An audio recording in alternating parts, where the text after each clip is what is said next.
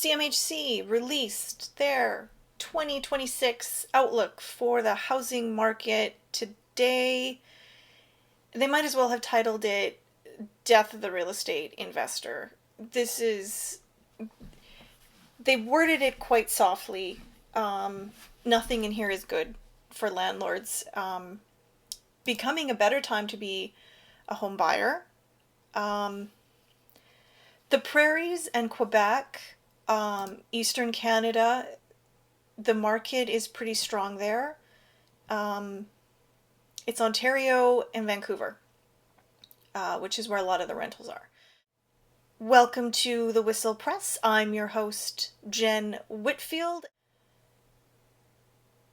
So what can we expect in 2026 in the housing market?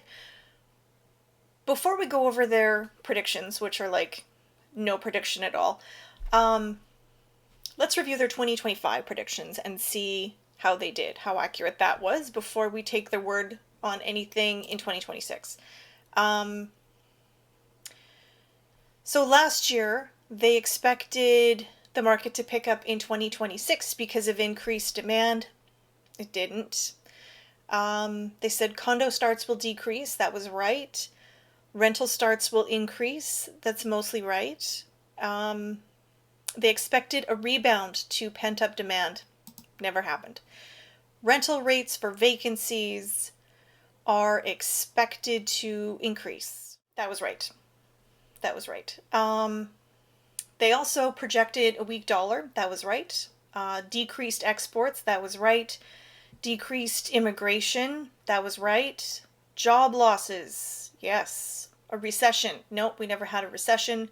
Inflation. Yes. Uncertainty. Yes.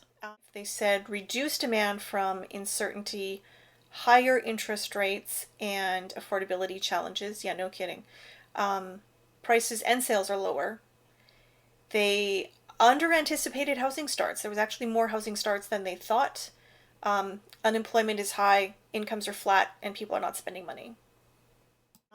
2026, still the year of uncertainty. So this is what they're predicting this year. That slow growth that will improve next year. So they're kicking the can down the road and they said next year everything will be fine. Right. No, they didn't quite say that. Increase in demand and lower prices and modest gains. I don't know what that means. The market is completely different regionally. What's happening in Vancouver and Toronto is completely different than what is happening in the prairies. So reduced construction starts are anticipated all the way up to 2028 with weak demand, and fewer condos and more purpose-built rentals in the new construction market. They are predicting a balanced market in rentals. Balanced market.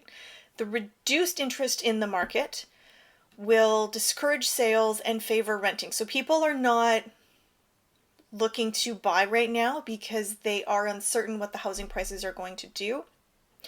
And they're going to stay renting. But demand is lower. The population growth is completely flat. But the supply is increasing. So higher vacancy rates with no spikes in new tenancies. That's something that we've seen in the last couple years.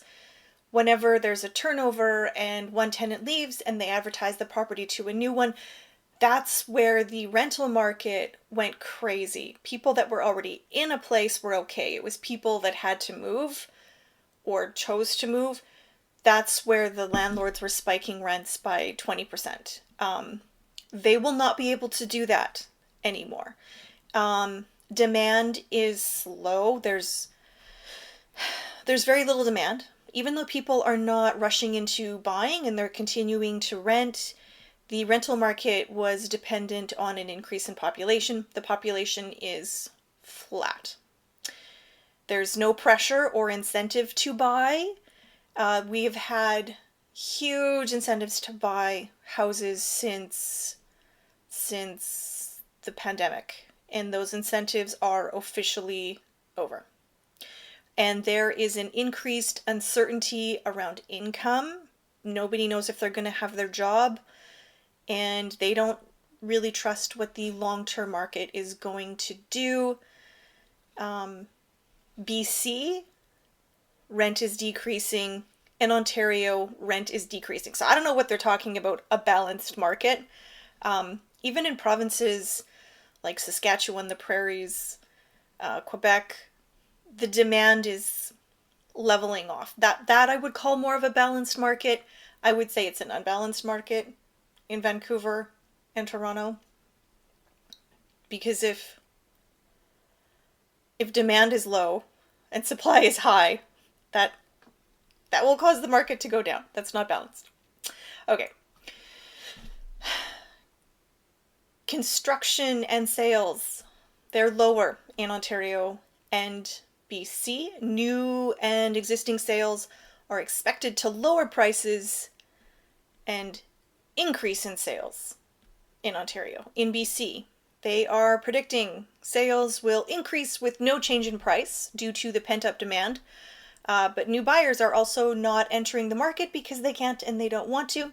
Quebec and the Prairies are predicted to increase sales for the first half and then reduce in the second.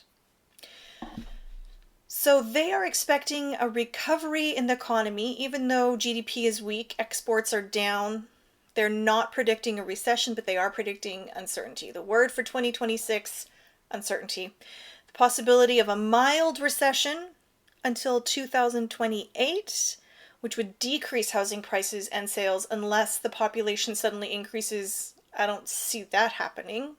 So if there is a recession, then all predictions of it'll be okay and the market won't really change go out the window, is what they're saying, hidden in the really complicated wording. I just need to say, I don't know exactly who wrote this report. I mean, it says who wrote this report. If you told me that they hired a consultant who used ChatGPT to write this report, that they said something without successfully saying anything, and it's full of contradictions, I wouldn't be surprised. It is full of contradiction. They contradict themselves constantly. What really kills me is that, so they're anticipating that the market is going to recover, which they seem to think is a good thing. If the housing bubble collapses, the most exposed agency in all of Canada is not the banks, it's CMHC. Unless it happens in the investor market, which is more heavily concentrated in the banks, which I think is happening. They're cautiously steady. It really kills me though that whenever there's an increase in demand and there's low supply, like you can't buy a house, the market is fine, and CMHC is fine with saying the market's doing well and people are paying $50,000 above asking. That's fine. But when the reverse happens and there's no demand and there's an increase in supply, people seem afraid to say the market's going to go down. It's just going to remain steady. It's like no one can just say it's going to go down. I think Canadians are just too nice. We're so willing to pay above asking, but when every other house on the block is for sale, people are afraid to offer $50,000 below asking price, and people don't want to accept it. They'll take offers above happily, but when they've had their house sitting on the market for 3 months and every other house on the block is for sale, no one seems to think that they should have to accept a lower price, and they'll just wait, and it's going to rebound. Kills me. Bad news for landlords. The highest growth market that we have seen in the last couple of years has been the real estate investor, and not big investors, the mom and pop investors. And if there's one thing that's really clear in this report, which very little is clear in this report, it's bad news for landlords. Rent is going to go down. Rent is going to go down. vacancy rates are going up. Landlords are going to have to get more competitive. Rent is going down. Population is flat. And it was the rapidly increasing population that was increasing demand in both housing sales and in rent. And that's gone. That is completely gone. People are anticipated to stay in their houses renting. People are anticipated to rent longer. They will be slow to enter the housing market. However, that's not going to equate into these spikes in rents. The biggest spike in rent in the last couple years that we've seen across the country was in turnover of tenancies. There was not enough houses. There was people moving in. There was people wanting to lease places, and it gave landlords a lot of leverage. They got over leveraged. They entered the market, and now the rent is down. They're not able to increase rent. They're going to have to get competitive. And if they're taking a loss on their rental, if they just got in the market during that little blip, there's no good news for your home sales. The expectation is, especially in Ontario, as soon as there's any kind of buying frenzy, all those condos that they're sitting on, that they're taking a loss in rent, that they can't sell for what they paid, they're all going to hit the market. And then they're going to flood the market. So that's the expectation. And there's just more condos coming up. Housing starts in the condo market, which is where we saw investors. Those are down. But what we're seeing is the purpose-built rentals. Those are not the mom and pop small investors that own a house and buy a condo. This is going to be real estate developers, probably a lot of new real estate developers taking advantage of these incentives across the country to build big apartment blocks. In Ontario, there's new rules about how long they have to keep them as a rental before they can convert them and sell them off as leases. So this is long-term rentals. The reason that the mom and pop investors have become so popular is because there wasn't apartment blocks. We stopped building apartment blocks. So that all went into basement suites, that went into coach houses, which fueled the Vancouver market. But it also created an increase in investors. They were buying up these condos and everyone was building condos, and that's where they went. And now those sales no longer equate on the math. And the rental market and the housing market got out of control. So the government came in to try to repair it. And now most new construction is purpose-built rentals. So it's bad news for existing landlords if you were hoping to increase rent. It's bad news for anyone who just got in the market and is taking a loss and cannot sell. And if you were hoping to become an investor, well, your window's probably gone, but you're probably lucky that you didn't get into that market. So I'm calling it the death of the real estate investor.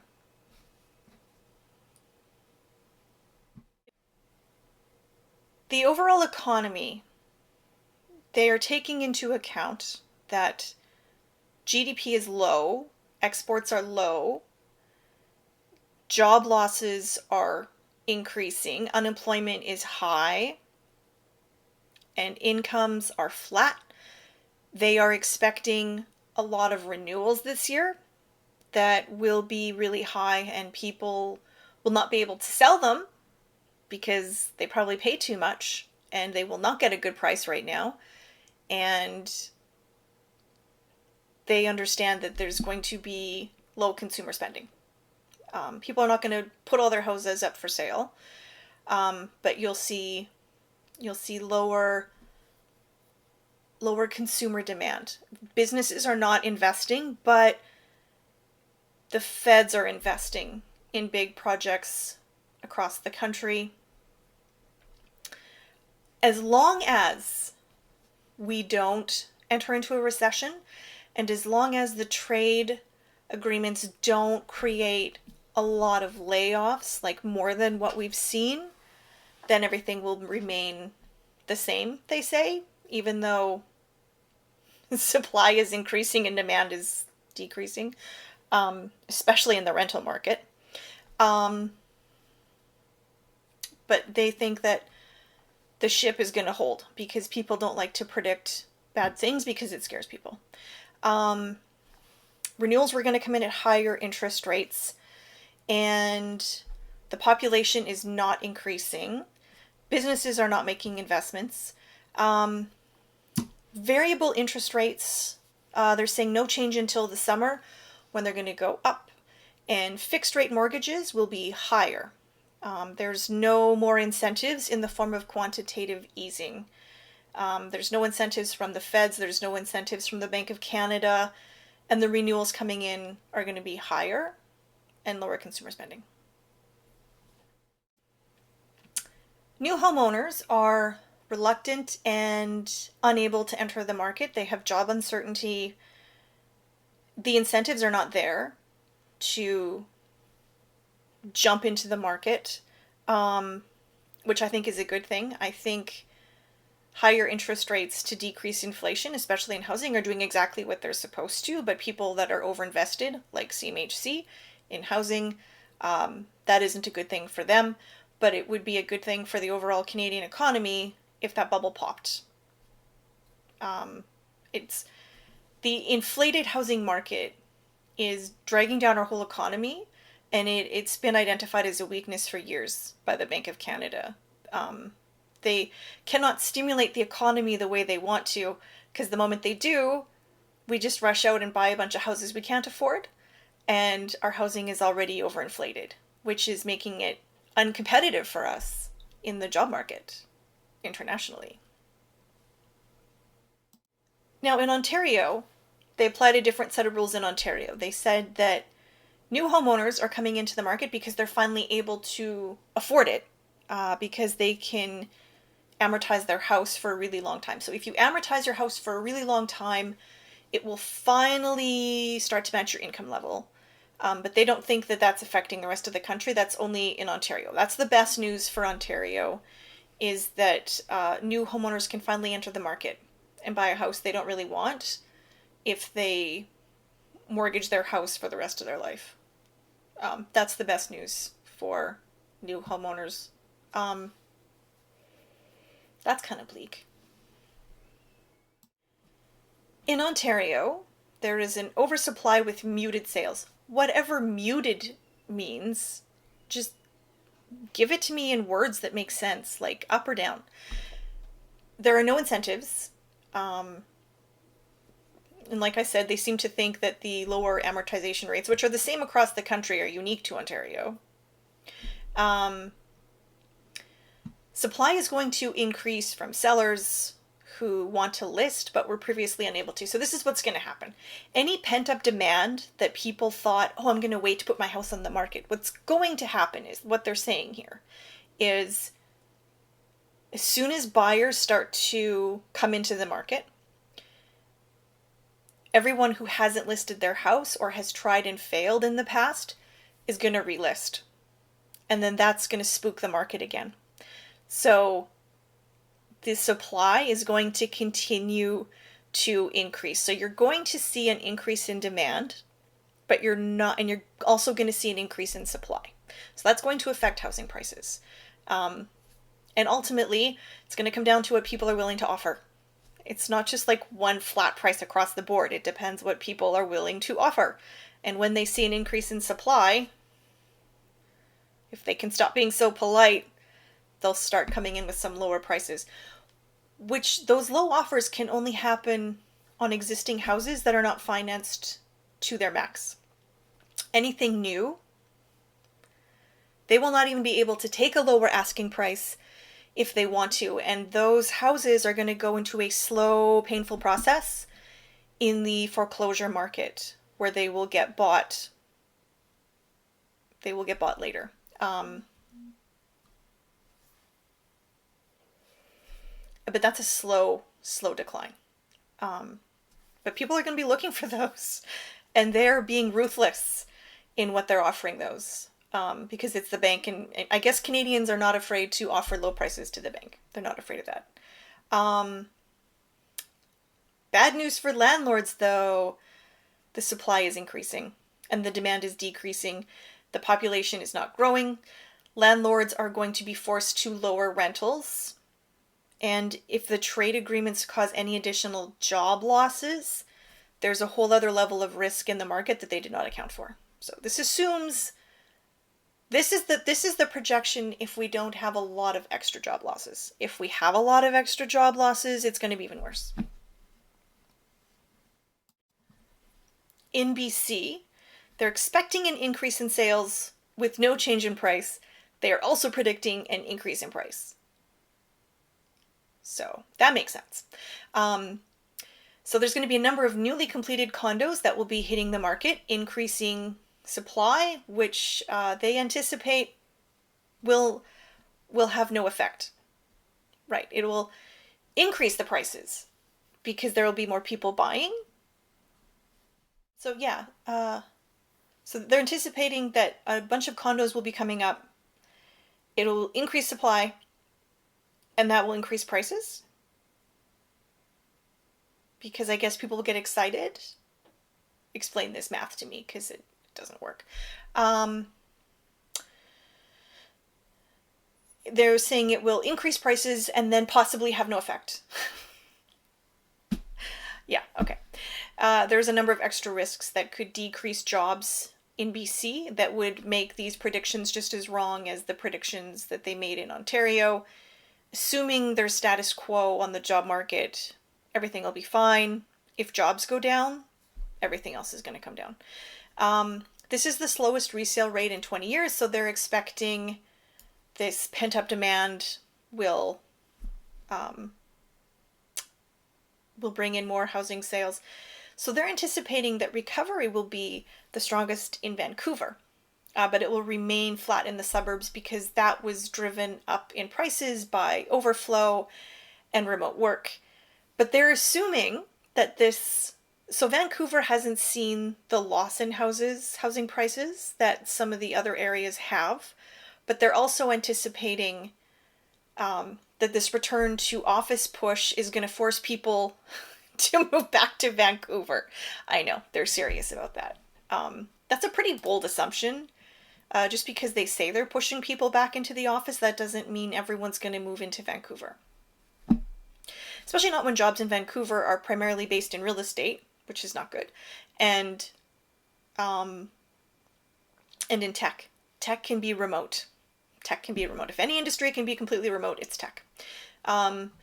The prairies and eastern Canada have experienced an increase in sales and prices, while Ontario and BC experienced reductions. The prairies in eastern Canada have had a boom, while things have softened in Vancouver and Toronto. There's been an absolute boom in Saskatchewan. It's mostly due to population. The jobs there have been good. So they're expected to continue to rise in those regions, but not at the same pace. So as long as there's a lack of supply and an increase in demand, it will get out of hand. But as soon as that changes and it reverses course, it'll balance. If you have an increase in supply, it will start to come down. So Quebec and the prairies, they have seen, and Eastern Canada, they have seen also more new construction. They've also seen more new construction. Especially in the prairies, developments are only supposed to increase, new housing starts are supposed to increase, condo starts are supposed to increase, and purpose-built rentals are also expected to increase. Quebec, on the other hand, fewer new builds, and then it's kind of steady now, and then later on in the forecast, they're saying it's going to rapidly decrease, like other regions like Toronto and Vancouver. So there's your report. It's pretty contradictory. They managed to say something without actually saying anything at all. Um, if there was bad news to be delivered, they did it softly. They're still approaching the market as a commodity, like it's a good thing when people can't afford to live because it's good for investors, which I guess is where CMHC sits. I don't know. Um, they didn't really say much. They their predictions their predictions are cautious. They were wrong about a lot of things last year, and if there's a word for 2026, it is uncertainty. Uncertainty. So the best prediction for 2026 is uncertainty. That will continue, which I think is actually a pretty realistic prediction. Um, what I would like to see is new homeowners, don't be afraid to offer very low prices. Don't be afraid to offend people. Don't be so Canadian. Don't be so damn polite. If every other house is for sale, come in with a low offer if you're willing to get in the market. Don't be afraid to offer below asking.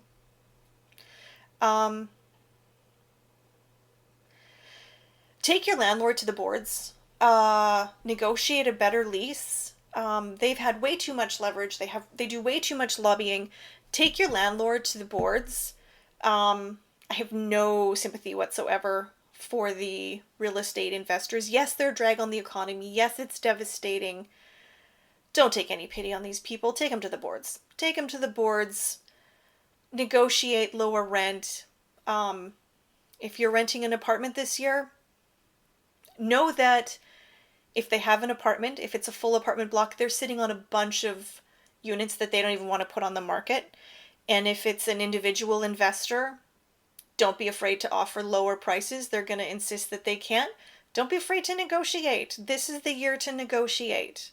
So that's my take.